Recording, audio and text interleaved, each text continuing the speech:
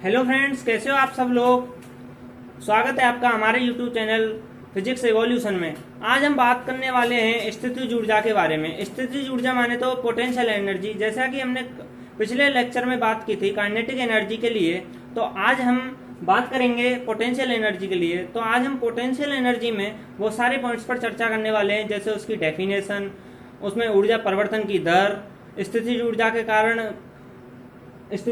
के कारण बलों की प्रकृति, साम्यावस्था तथा उसके लिए ग्राफ और उसके प्रकारों की। तो हम सबसे पहले अगर बात करें स्थितिज ऊर्जा के लिए, तो स्थितिज ऊर्जा क्या होती है। तो जैसा कि इसके नाम से दिख रहा है कि किसी पिंड की स्थिति के कारण जो ऊर्जा होती है, जो एनर्जी होती है, जो संचित ऊर्जा होती है, वह स्थितिज ऊर्जा कहलाती है।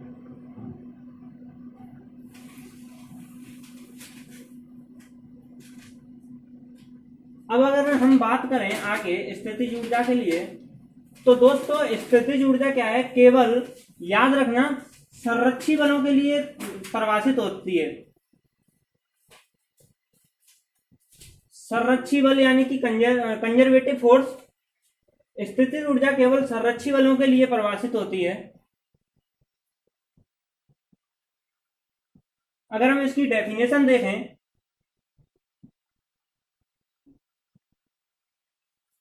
तो डेफिनेशन है कि संरक्षी बलों द्वारा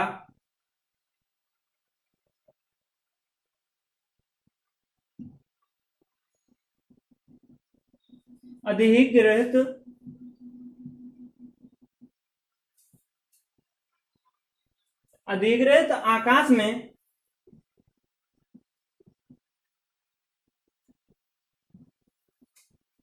पिंडों या कणों की स्थिति के सापेक्ष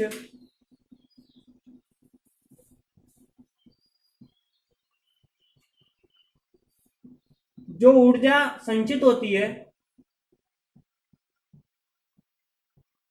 वही पोटेंशियल एनर्जी के बराबर होती है। तो दोस्तों क्या है डेफिनेशन कि संरक्षी बलों द्वारा अधिग्रहित आकाश में पिंडों की स्थिति के सापेक्ष जो ऊर्जा संचित होती है वही पोटेंशियल एनर्जी कहलाती है। तो ये तो हो गई इसके लिए डेफिनेशन की बात। अब आगे अगर हम बात करें कि स्थितिज ऊर्जा में परिवर्तन के लिए, तो स्थितिज ऊर्जा में परिवर्तन के लिए आप ये नोट कर लेंगे। और यहां ध्यान रखने वाली बात यह है कि पोटेंशियल एनर्जी केवल और केवल कंजर्वेटिव फोर्स के लिए परिभाषित होती है या लागू होती है। तो आगे बात करें हम स्थितिज ऊर्जा में परिवर्तन के लिए,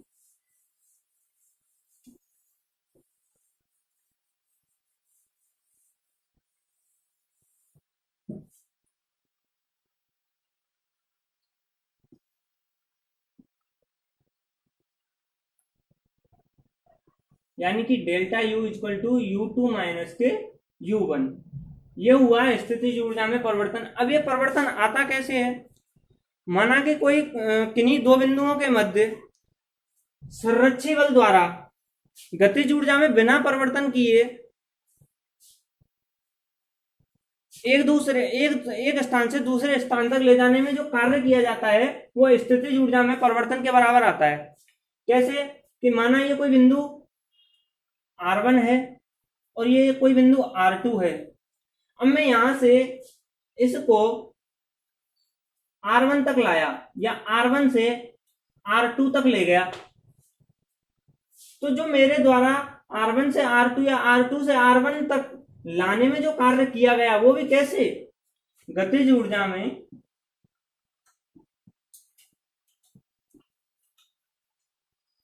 बिना परिवर्तन के।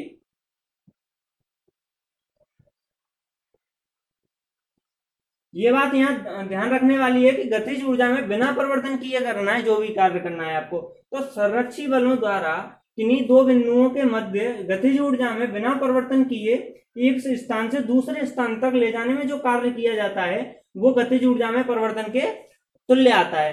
तो इसके लिए हम देखें तो delta U equal to U2 minus के U1, इसके लिए देखें R1 से R2 तक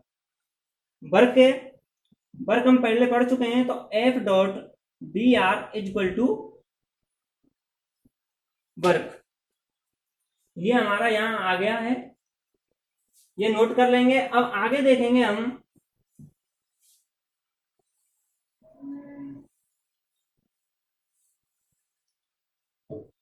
अब अगर आगे देखें हम, तो माना कोई निर्देश, हम किसी निर्देश बिंदु के लिए मानते हैं।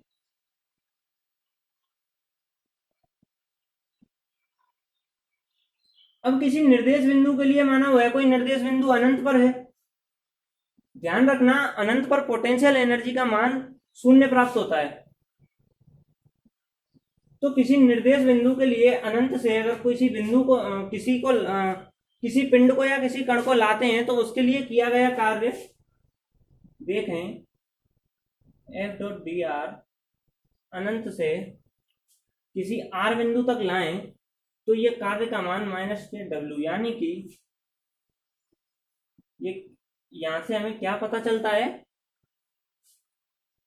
कि संरक्षी बल द्वारा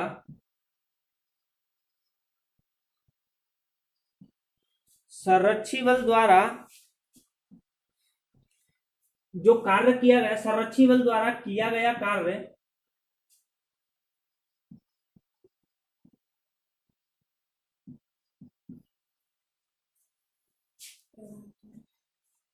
जो पोटेंशियल एनर्जी होती है वो संरक्षी बल द्वारा किए गए ऋणात्मक मान के बराबर होती है।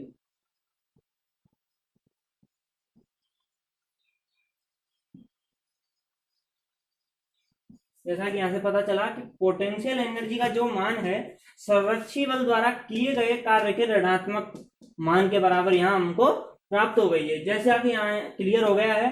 अब आगे हम बात करते हैं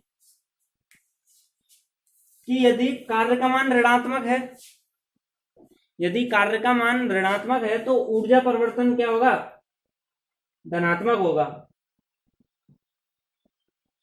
मान लो अगर कार्य का मान ऋणात्मक हमें प्राप्त होता है, तो जो ऊर्जा परिवर्तन का मान होता है वो हमें धनात्मक प्राप्त होता है। तो उससे क्या पता चलता है, ये कंडीशन देख लेंगे।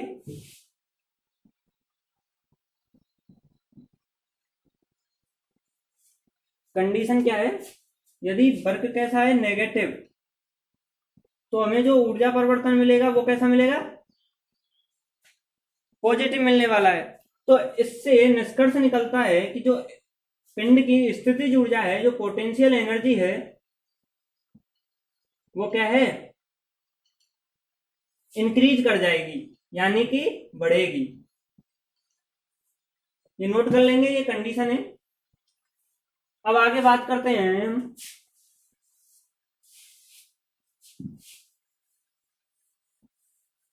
स्थितिज ऊर्जा के लिए ग्राफ की बात।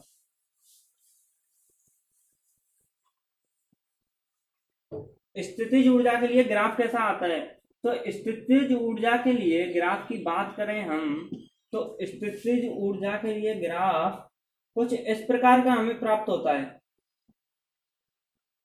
यहाँ कोई ए बिंदु है, यहाँ कोई बी बिंदु है, यहाँ कोई सी बिंदु है और यहाँ कोई डी बिंदु है।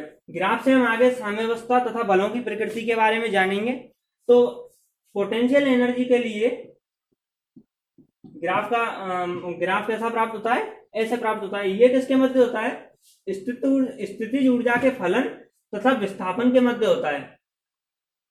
विस्थापन x के लिए होता है, स्थितिज ऊर्जा फलन u ऑफ x तथा विस्थापन के मध्य जो ग्राफ आता है वह है पोटेंशियल एनर्जी के लिए ग्राफ का मान होता है। ठीक है। अब आगे अगर बात करें हम बलों की प्रकृति के लिए,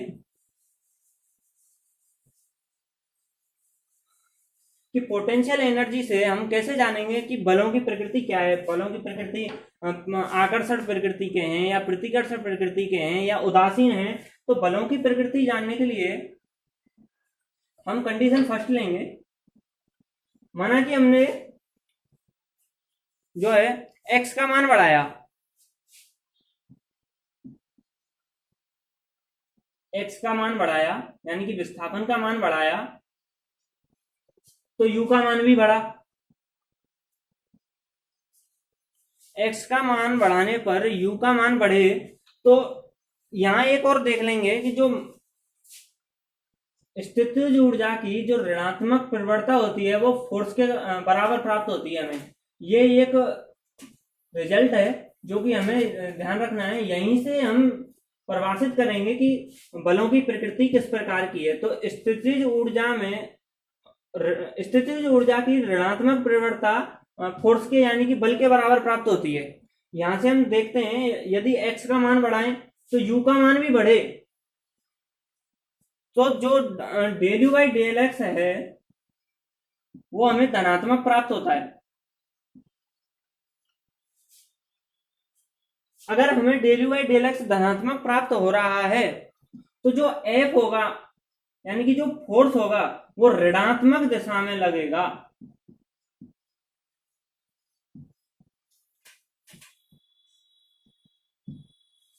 जो F होगा वह ऋणात्मक दिशा में कार्यरत होगा।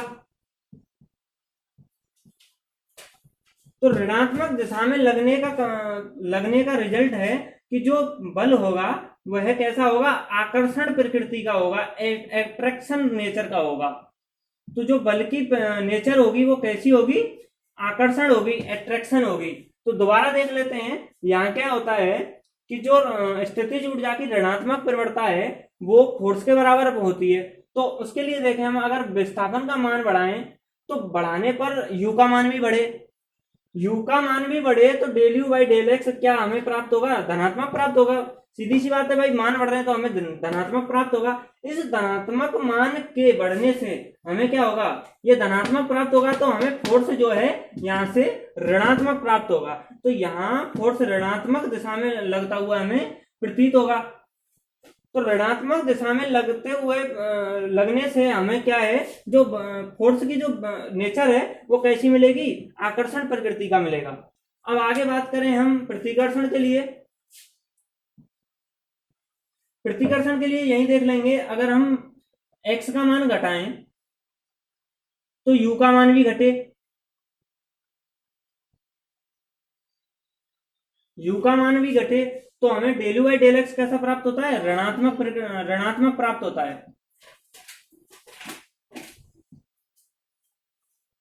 तो क्या होता है, जो फोर्स है इसके ऋणात्मक मिलने से धनात्मक दिशा में लगता हुआ प्रतीत होता है, धनात्मक दिशा में लगता हुआ प्रतीत होता है, जिसके कारण जो फोर्स होता है वो कैसा होता है, प्रतिकर्षण नेचर का होता है। कैसी नेचर होती है उसकी, प्रतिकर्षण। ये हो गई प्रतिकर्षण, फोर्स की नेचर प्रतिकर्षण। अब बात करें हम उदासीन बल के लिए। थर्ड देखें, उदासीन के लिए हमने x का मान बढ़ाया लेकिन जो u का मान है अपरिवर्तित रहता है, यानी कि x का मान बढ़ाने पर u के मान में कोई भी परिवर्तन नहीं आता है, तो वह स्थिति क्या होती है, उदासीन होती है।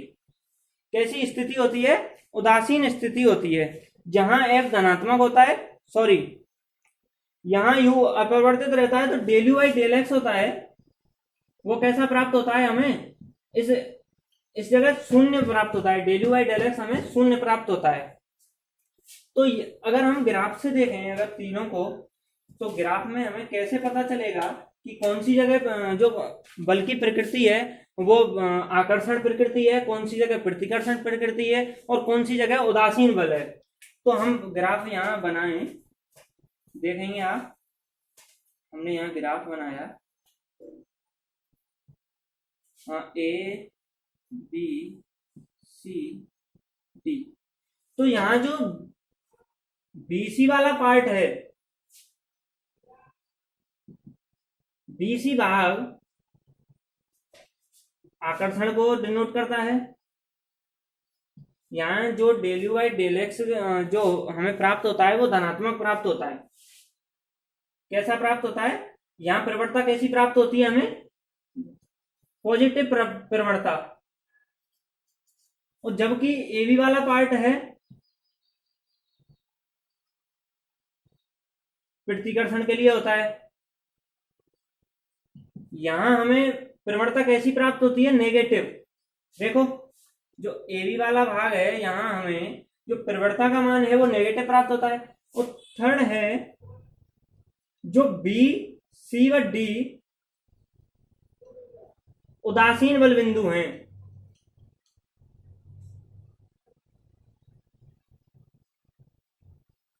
नोट कर लेंगे। बीसी भाग आकर्षण को डिनोट करता है, जो कि पॉजिटिव प्रवणता को बताता है। यहाँ जो del U by del X है वो हमें धनात्मक प्राप्त होता है आकर्षण बल के लिए, और वहीं ए बी भाग प्रतिकर्षण को डिनोट करता है। यहाँ जो प्रवणता है वो नेगेटिव प्राप्त होती है, और जो बी सी डी जो बिंदु हैं ये उदासीन बल बिंदु प्राप्त होते हैं। ये तो हो गई बलों की प्रकृति की बात। अब अगर हम बात करें साम्यावस्था के लिए, तो साम्यावस्था में देखते हैं हम, साम्यावस्था को हम ध्यान से देखेंगे क्योंकि ये इंपॉर्टेंट टॉपिक है। तो साम्यावस्था क्या होता है कि कण पर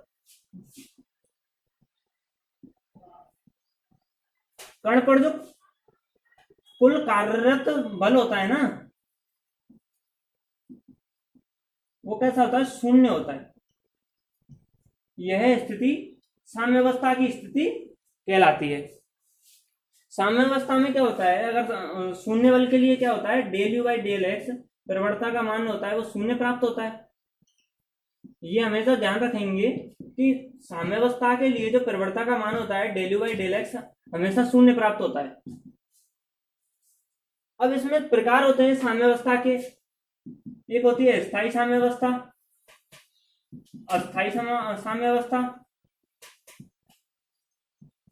स्थायी साम्यावस्था, अस्थायी साम्यावस्था, और थर्ड होती है उदासीन साम्यावस्था। अब स्थायी साम्यावस्था के लिए हम बात करें,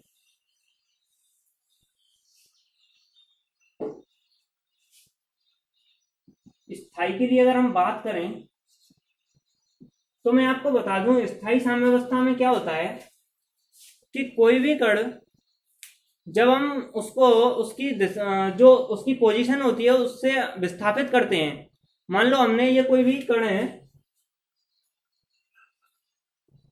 हमने यहां से इसको विस्थापित किया, लेकिन जो इस पर लगने वाला जो एफ प्रत्यानयन बल है ना, जो इसको वापस इसकी स्थिति में लाने का प्रयास कर रहा है, वो इसको अपनी साम्यावस्था से दूर नहीं जाने देता है, इसको वापस इसी दिशा में ले आता है। यानी कि उसकी जो पहली पोजीशन होती है, जो मूल पोजीशन होती है, उसी पोजीशन पर उसको ले आता है। यानी कि जो एफ प्रत्यानयन बल होता है वो इसको इसकी साम्यावस्था की स्थिति से दूर नहीं जाने देता है। तो यहाँ क्या होता है देख लेंगे, स्थायी साम्यावस्था में जो पोटेंशियल एनर्जी का मान प्राप्त होता है ना, वो मिनिमम प्राप्त होता है, यानी कि न्यूनतम प्राप्त होता है। ये इंपॉर्टेंट बात है इसके लिए कि स्थायी साम्यावस्था के लिए आप ध्यान रखेंगे कि जो स्थायी साम्यावस्था होती है उसमें पोटेंशियल एनर्जी का मान मिनिमम प्राप्त होता है। ये ध्यान रखेंगे, स्थायी साम्यावस्था के लिए पोटेंशियल एनर्जी का मान मिनिमम होता है। यहाँ पर क्या है, जो एफ प्रत्यानयन है वह इसको इसकी साम्यावस्था से दूर नहीं जाने देता है। इसके लिए del U by del X तो सबके लिए शून्य ही होता है, यहाँ प्रवणता का मान 0 होता है। यानी कि इसके लिए और आगे देखें हम तो जो del U by del X में परिवर्तन की दर है ना, वह धनात्मक प्राप्त होती है, पॉजिटिव प्राप्त होती है। तो ये पॉइंट्स लिख लेंगे। स्थायी साम्यावस्था में पोटेंशियल एनर्जी का मान न्यूनतम होता है, del U by del X का मान 0 होता है, और थर्ड देख लेंगे यहाँ कि del U by del X में परिवर्तन की दर पॉजिटिव होती है। और ये ले लेंगे कि ये क्या है, प्रत्यानयन इसको साम्यावस्था से इसकी साम्यावस्था स्थिति से दूर नहीं जाने देता है। अब अगर हम बात करें अस्थायी साम्यावस्था के लिए,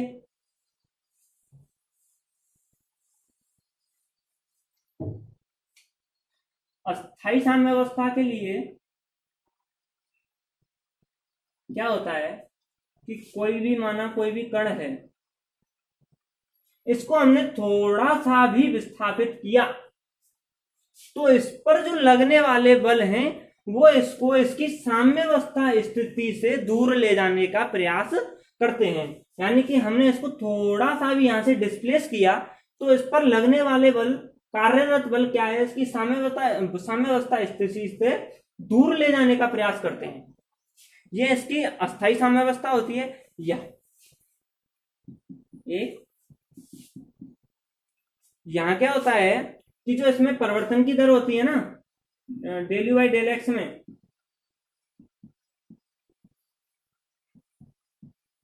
वो ऋणात्मक प्राप्त होती है। एक ये ले, और जो del U by del X का मान होता है वो शून्य प्राप्त होता है। ये हो गई अस्थायी साम्यावस्था की बात। अब आगे बात करें हम कि भाई उदासीन साम्यावस्था क्या होती है। उदासीन साम्यावस्था के लिए देखें,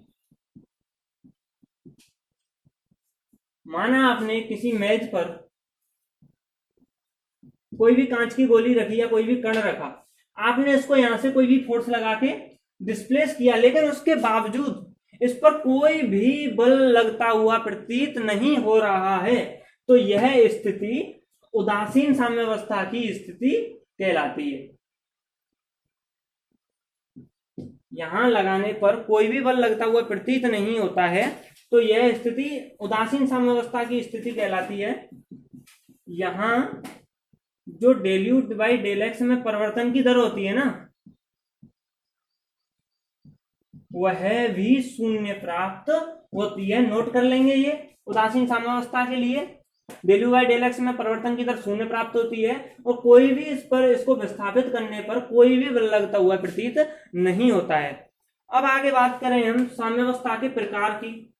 अब आगे हम साम्यावस्था के स्थितिज ऊर्जा के प्रकारों की। स्थितिज ऊर्जा के प्रकारों में बात करें तो सबसे पहले बात आती है प्रत्यास्थ स्थितिज ऊर्जा की। अब हम बात करेंगे प्रत्यास्थ स्थितिज ऊर्जा के लिए।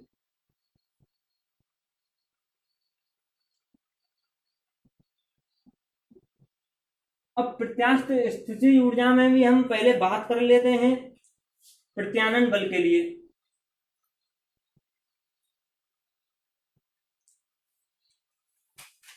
प्रत्यानन बल व बल नियतांक के लिए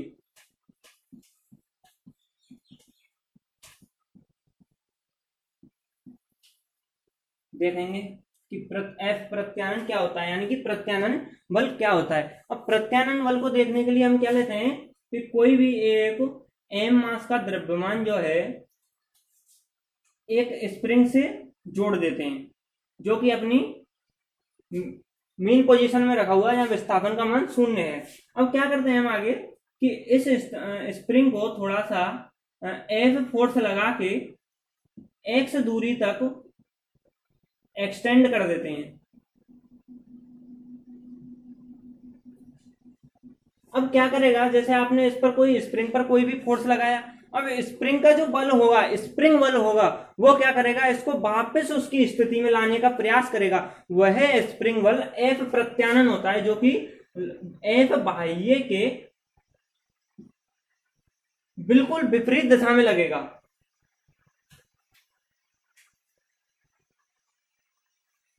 एफ प्रत्यानन क्या होगा, एफ बाह्य के बिल्कुल विपरीत दिशा में लगेगा। तो आगे हम देखें इसके लिए हुक्स लॉ के अनुसार,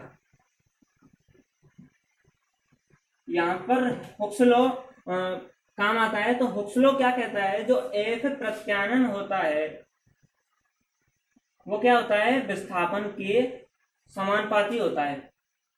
विस्थापन के ऋणात्मक परिवर्तक के या ऋणात्मक मान के समानुपाती होता है। अब आगे देखें एफ समानुपाती माइनस एक्स, समानुपातिक चिन्ह को हटाने के लिए यहाँ एक समानुपातिक स्थिरांक के आ जाता है। अब यहाँ के क्या है, समानुपातिक स्थिरांक है।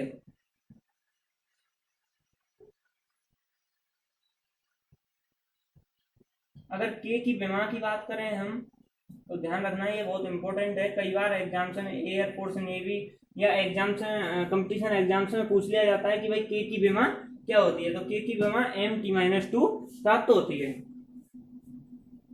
ये हो गई यहाँ एफ प्रत्यानन बल व बल नियतांक के की बात। अब आगे हम प्रत्यास्थ स्थितिज ऊर्जा के लिए व्यंजक प्राप्त कैसे करें, इसके लिए व्यंजक की बात करें इसके लिए व्यंजक क्या है, हमने देखा एफ वाई है इक्वल टू माइनस के एफ प्रत्यानंद इक्वल टू किसके बराबर आया था हमारा, के एक्स के। अब हम किसी सूक्ष्म दूरी डेल्टा एक्स के लिए देखें, डेल्टा एक्स तक विस्थापित करने में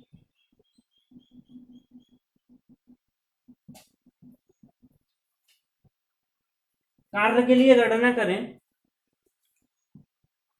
तो डेल्टा डब्ल्यू इक्वल टू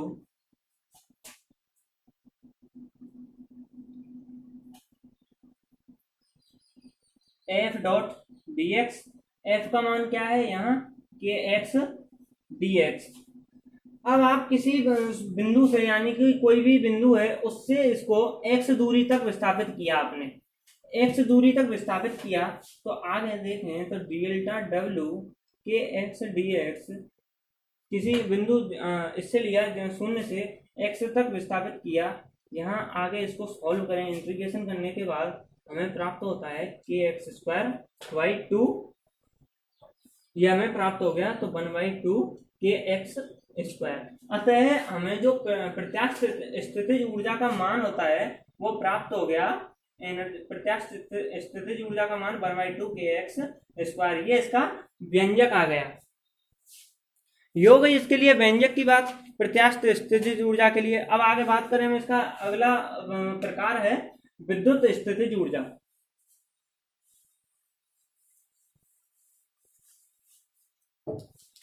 अब विद्युत स्थितिज ऊर्जा क्या है,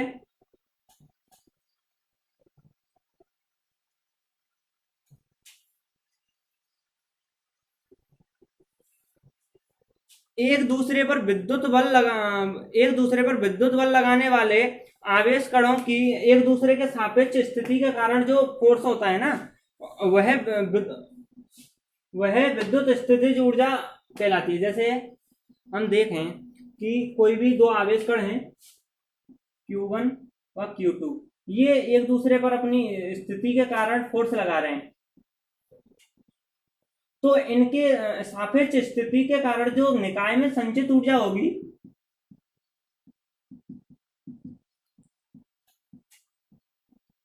वह विद्युत स्थितिज ऊर्जा कहलाएगी, जो कि के Q1 Q2 अपॉन R प्राप्त होती है। वहीं अगर मान लो विभव का मान V है और आवेश Q है तो एनर्जी का मान Q इंटू B प्राप्त होता है। ये हो गई विद्युत स्थितिज ऊर्जा की बात। अब आगे बात करें हम गुरुत्वीय स्थितिज ऊर्जा। थर्ड करें हम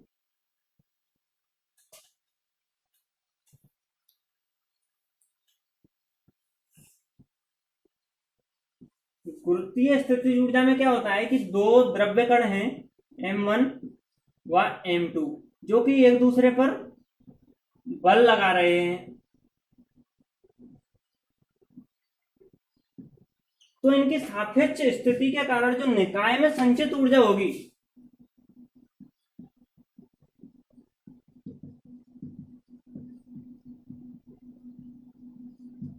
वह गुरुत्वीय स्थितिज ऊर्जा कहलाएगी। इसके लिए इसका मान आता है Gm1 M2 upon R। Note कर लेंगे, अगर विभव का मान V,